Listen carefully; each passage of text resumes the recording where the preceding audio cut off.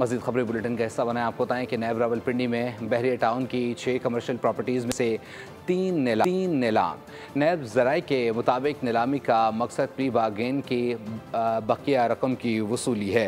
प्रवेश मार्ग की 50 करोड़ में फ़रोख्त, कॉर्पोरेट ऑफिस 1 और 2 की मशरूत बोलियों पर मंजूरी ज़ेर गौर। 3 प्रॉपर्टीज़ की नीलामी मौखर। एडवोकेट मुसव्विर अब्बासी ने सबसे बड़ी बोली लगाकर बड़ा असासा अपने नाम कर लिया।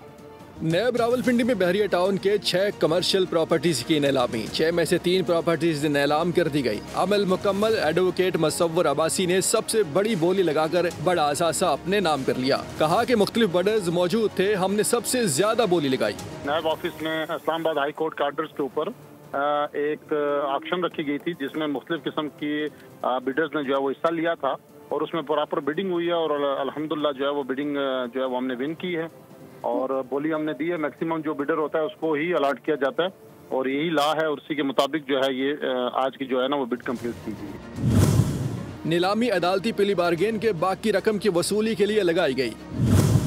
रुबेश मार्की 50 करोड़ 80 लाख रुपए में नीलाम हुई। रुबेश मार्की की रकम नैब को मुंतकिल करने का अमल जारी है। कॉर्पोरेट ऑफिस 1 पर 87 करोड़ 60 लाख की मशरूत बोली।